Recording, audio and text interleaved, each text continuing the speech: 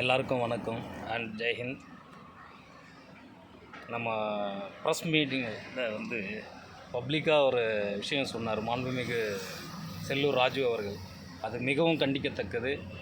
அதுவும் முப்படைகளை பற்றி பேசுனது அவருக்கு அந்த அருகதையே கிடையாது. அவர் பேசுகிறது அரசியல் வேறு எக்ஸ்பீரியன்ஸ் இல்லாத ஒன்றுமே தெரியாதால் ஏதாவது பேசியிருந்தா கூட இது ஒத்துக்கப்படும். பட் அவர் பேசின இந்த வார்த்தைகள் ரொம்பவும் மனசுக்கு கஷ்டமாக உள்ளது. இது டிஃபென்ஸ்குள்ளே முராலை டவுன் பண்ணுற மாதிரி இருக்குது. என்ன ஒவ்வொரு நாளும் ஒரு டைம் நீங்கள் பூஞ்ச், ரஜோரி என்ன இந்த மாதிரி இடத்துல நீங்கள் சர்வீஸ் பண்ணியிருந்தீங்கன்னா, இல்லை ஒரு மணி நேரம் நீங்கள் இருந்தீங்கன்னா அதனோட சிச்சுவேஷன் உங்களுக்கு தெரியுங்க. நீங்கள் போகலான்னு நினைக்கிற உங்களுக்கு எக்ஸ்பீரியன்ஸ் இல்லை, தவறாக பேசிட்டீங்க. இது ரொம்பவும் கண்டிக்கத்தக்கது. இது யாராலையும் மன்னிப்புன்றது ரொம்ப வேதனைக்குரிய ஒரு வார்த்தை நீங்கள் யூஸ் பண்ணியிருக்கீங்க. இது மிகவும் வருத்தத்தை கொடுக்குது.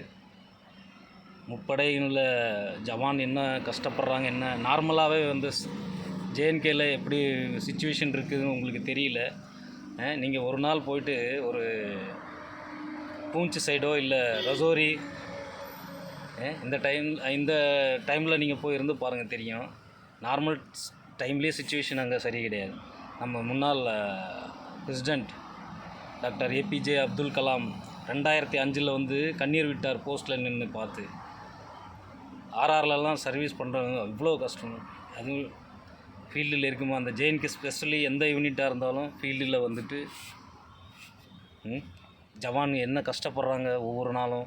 அவங்க அங்கே தூங்கிட்டாங்கன்னு வச்சுங்க, நம்ம இங்கே கீழே நிம்மதியாக தூங்க முடியாதுங்க. ஆனால் இது ரொம்பவும் வருத்தத்தக்கது. இதுக்கு நீங்கள் மன்னிப்பு கேட்டே ஆகணும். இது யாராலையும் ஒத்துக்கப்படாது. அதுவும் நீங்கள் அரசியல் ரீதியாக, அதாவது நீங்கள் பேசினாலும் கூட முப்படையை பற்றி இந்த மாதிரி பேசணும், ரொம்ப வேதனைத்தக்கது. இதுக்கு நீங்கள் பதில் சொல்லியே ஆகணும். இது எதுவுமே யாராலையுமே மன்னிக்க முடியாத ஒரு இது. ஏன்னா பிரதமர் மோடி, மாண்புமிகு மோடி, அதாவது பிரைம் மினிஸ்டர் வாங்கி கொடுக்குறது நம்ம டிஃபென்ஸ் மினிஸ்டரோ இல்லை உள்துறை அமைச்சர் அமித்ஷாவோ மோடியோ செய்வாங்க. பட் அதுக்காக அவங்க போய்ட்டு ஃபிசிக்கலாக அங்கே சண்டை போட முடியாது. வார் நடக்குதுன்னா இல்லை நீங்களோ ஒன்றும் செய்ய முடியாது. பேசிடலாம் வாயில் எது ஒன்றாலும். ஆனால் யார் அங்கே ஃபிசிக்கலாக நீங்கள் பார்த்தீங்கன்னா தான் அங்கே தெரியும் யார் என்ன கஷ்டப்படுறாங்க, என்ன பண்ணுறாங்கன்னு. அது வாங்கி கொடுத்துனா அங்கே மோடி இருக்கட்டும், வேறு அவர் பிளேஸில் யார் இருந்தாலும் சரி, உள்துறை அமைச்சர் அமித்ஷாவோ அவர் பிளேஸில் வேறு ஆள் இருந்தாலும், இல்லை டிஃபென்ஸ் மினிஸ்டர் ராஜ்நாத் சிங் இடத்துல வேறு ஆள் இருந்தாலும் கூட நாட்டுக்காக எக்யூப்மெண்ட்ஸ். ஏன்னா நாளைக்கு எப்படி இப்போது சைனா, ரஷ்யா மெயின் எக்யூப்மெண்ட்ஸ் வச்சுருக்காங்க. அந்த மாதிரி நம்ம ஒவ்வொரு கண்ட்ரியில் ஒவ்வொரு ப்ரைம் மினிஸ்டரோ இல்லை அதிபர், அவங்க பிரசிடெண்ட் எல்லாமே யோசிக்கலாம். நம்மக்கிட்ட அதுக்கு தகுந்த மாதிரி இன்றைக்கி சிச்சுவேஷனுக்கு தகுந்த மாதிரி ஃபைட்டர் மீன்ஸ் FM-16 ப்ளஸ்ஸு நம்ம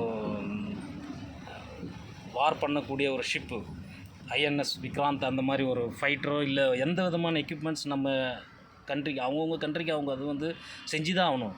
XYZ யார் இருந்தாலும் கூட நீங்கள் அதை வச்சுட்டு மோடி ஐயாவுக்கு தான் நன்றி சொல்லணும் அப்படின்னு சொல்ல முடியாது. ஏன்னா அவர் போய்ட்டு ஃபிசிக்கலாக சண்டை போடுறது கிடையாது. அவர் நைட்டு ஃபுல்லாக பார்த்தாருன்னா அவரோட இன்ட்ரெஸ்ட்டு ப்ளஸ் நம்ம நாட்டோட இது அது யாரும் அது அவர் பிளேஸில் யார் இருந்தாலும் பார்க்க தான் செய்வாங்க.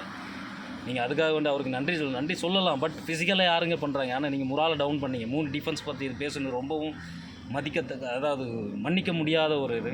ஓகே, நன்றி, வணக்கம்.